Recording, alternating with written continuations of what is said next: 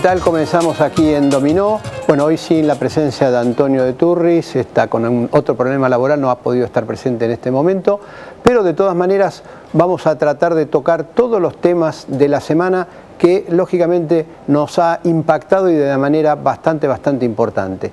Esto tiene que ver con que estamos en un momento político que está muy marcado por todo lo electoral y también la economía está bajo ese signo. Y es algo que lo vimos con lo que pasó días atrás con el tema tan controvertido del impuesto a las ganancias. Se quiso tratar en el Congreso, bueno, el oficialismo no dio quórum y al día siguiente prácticamente de la manga salió una resolución de la AFIP modificando las escalas del impuesto a la ganancia, que era un tema que justamente lo que tenía que tratar el Congreso, que sabemos que los temas impositivos para que tengan plena validez legal tienen que ser aprobados por el Congreso, no basta una resolución del titular de la AFIP y bueno, se optó por ese mecanismo, justamente una resolución de la AFIP que tiene una validez bastante endeble, solamente es un recurso de tipo administrativo que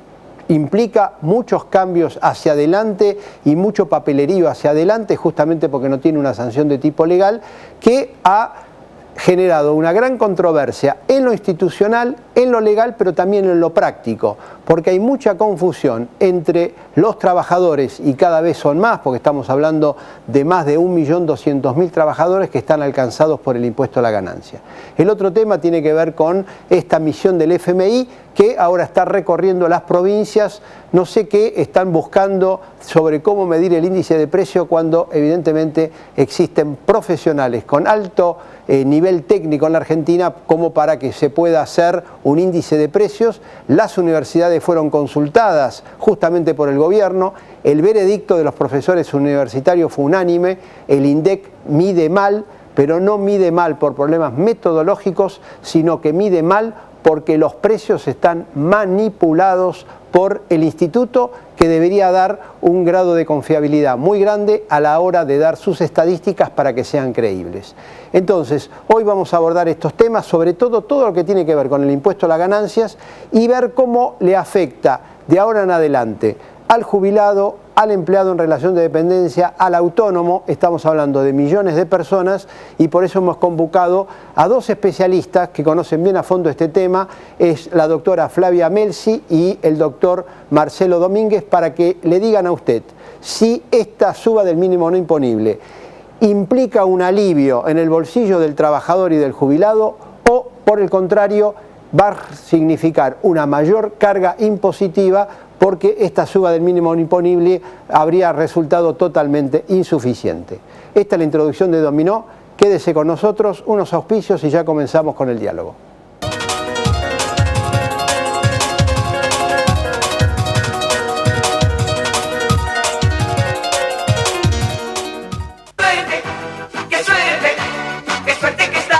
Lotería de la provincia de Buenos Aires. Toda una provincia deseándote suerte.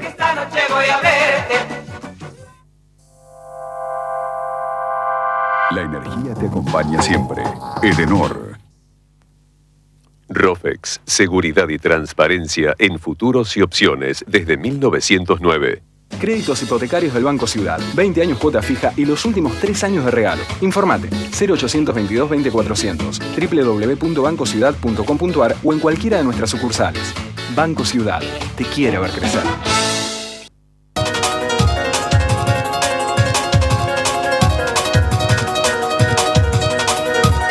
Bueno, como adelantamos, estamos con la doctora Flavia Melsi y con el doctor Marcelo Domínguez para desentrañar este gran misterio que tiene que ver con el impuesto a la ganancia que lógicamente provoca mucho interrogante en los trabajadores. Yo creo, doctora, la pregunta inicial es la siguiente.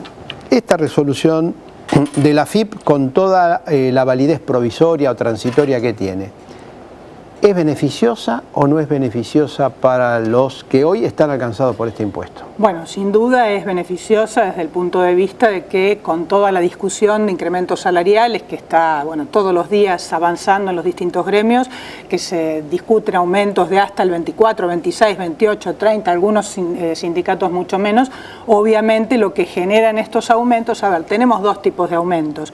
Uno que surge de la jerarquización laboral de un trabajador que va mejorando en su estatus dentro de la empresa, en su estatus laboral. Otro es una recomposición salarial que lo que va a hacer es acompañar el efecto de la inflación.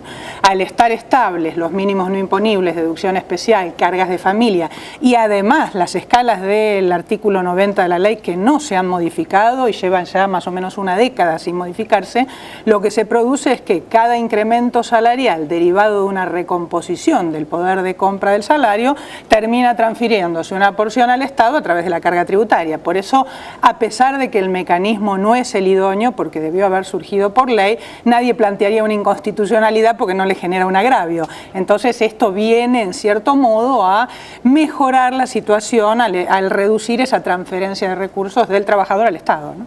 Domínguez, lo mismo. Sí, sí, exacto. Yo creo que la medida que ha tomado la AFIP, más allá de los pormenores de la semana, de un congreso sin quórum y después la resolución general, creo que tiene que ver con esto de aliviar la carga tributaria de los trabajadores y no podríamos decir que... Pero la pregunta es, ¿se alivia la carga tributaria? Porque se alivia la carga... Yo siempre entiendo de que este es un impuesto, digamos, de tipo anual. Entonces, el problema es, si yo el año pasado ganaba 6.000 pesos, supongo que este año, por la inflación, es muy probable que pase a ganar 8.000, que sería más o menos que es, bueno, un poquito menos, supongamos, 7.500. Sería un poquito más del 20% a tono con la inflación. Si yo gano este año 7.500, estoy ganando en poder de compra lo mismo que yo ganaba el año pasado con 6.000. Sí. 6.000 ahora se compara con... Es homogéneo con 7.500. Ya 6.000 con 6.000 no. Si yo sigo ganando 6.000, lógicamente ahí tengo una pérdida porque mi salario quedó erosionado por la inflación. Entonces yo lo que entiendo es lo siguiente. Si el mínimo no imponible sube 20%, como salió en esta resolución, y yo recibo un aumento de sueldo del 25% por la inflación, la carga impositiva mía se ha acrecentado, no se ha aliviado. Es así. A ver, se ha acrecentado desde el punto de vista de que un incremento salarial del 25% llevaría a aplicar el gravamen, pero se reduce en cierta medida este problema del incremento de la carga al aumentarse los mínimos. Por eso decíamos es insuficiente. Al menos debería acompañar los mismos guarismos de aumento salarial. Esto no se ha producido sin ninguna duda. Lógicamente, si no se hubiese aumentado el mínimo imponible, yo estaría peor. Sin ninguna duda. Eso seguro. Sin ninguna duda. Pero no porque lo hayan aplicado voy a estar mejor. No, no, sin ninguna duda. ¿Claro? Esa es la lectura. Esa debería ser el razonamiento.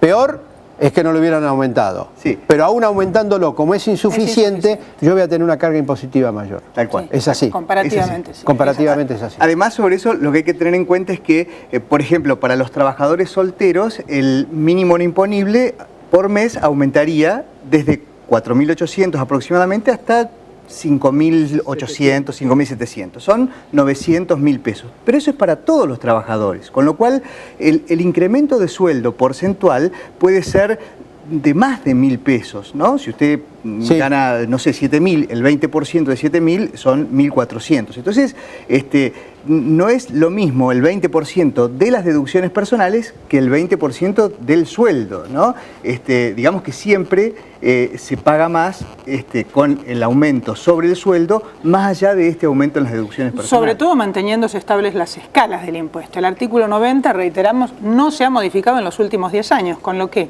aún claro, aún incorporándose estas deducciones, un alza en estas deducciones, que tratan en cierta medida de acompañar a algún país parámetro de inflación. No es la inflación real, pero por lo menos no responde a los incrementos reales de los salarios, pero al no modificarse la escala, aquellos trabajadores, como bien dice Marcelo, que no están en ese primer escalón, que quedarían fuera del impuesto, tienen una carga mayor porque van saltando de niveles de la escala sin tener una real mejora en su capacidad de compra. Ahora, ¿por qué el gobierno hace más de 10? No, porque estamos hablando de la época machinea, creo que es de 1999, 2000. 2000, el año 2000. Salió en el 99 y se empezó a aplicar a partir del 2000. 2000. Estamos en 2011, pasaron 11 años. ¿Por qué no lo tocan eso? ¿Nadie ha planteado algún reclamo judicial por ese tema? ¿Se puede plantear algo? Y es difícil, o sea, uno podría llegar a plantear si realmente esto le afectara a su capacidad contributiva de modo tal de generar un grado de confiscatoriedad en su salario, podría llegar a plantearse. No, porque pasa pero si no, es muy difícil que la justicia recepte favorablemente una petición de este tipo, ¿no? Porque al no ajustarse, muchos trabajadores que deberían pagar el impuesto a la ganancia, pero pagarían el 9%, quizás pasan a pagar el 19 o el 23%. 19, 23, 35. Claro, por eso. Claro. ¿Y entonces? Claro. El problema es que con esto de no aumentar los tramos de la escala, se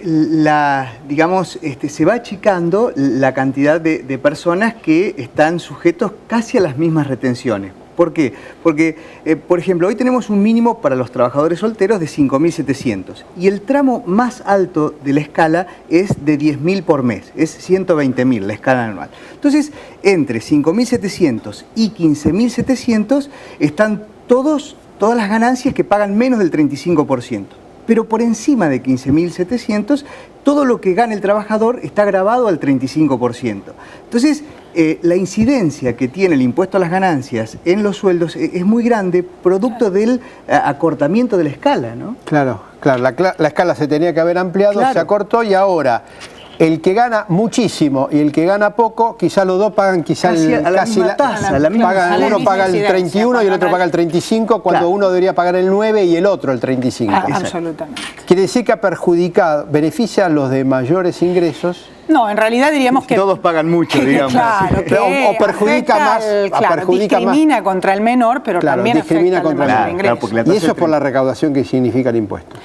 En realidad no hay una razón lógica como para tocar un parámetro y no tocar el otro. De hecho, ¿y la recaudación? Bueno, más allá de la recaudación, más allá de lo que algunos plantean como voracidad fiscal. Para uno es una razón más de sin peso. Sin ninguna duda, pero además cuando la propia ley prevé un mecanismo de ajuste propio, esto no se debería ni siquiera tener que discutir, porque la propia ley prevé que el artículo 25 de la ley que habilita a aplicarse, que establece que anualmente se tienen que aplicar ajustes en función de la diferencia de precios producida en la economía, ajustes sobre la escala del artículo 90 y sobre algún tipo de deducciones. Y es más, en el mínimo no imponible, deducción especial y cargas de familia lo habilita a hacer preventivamente una vez al mes. Y sin embargo esto parece que se ha olvidado en la norma porque no se quiere reconocer que hay que aplicar algún tipo de ajuste.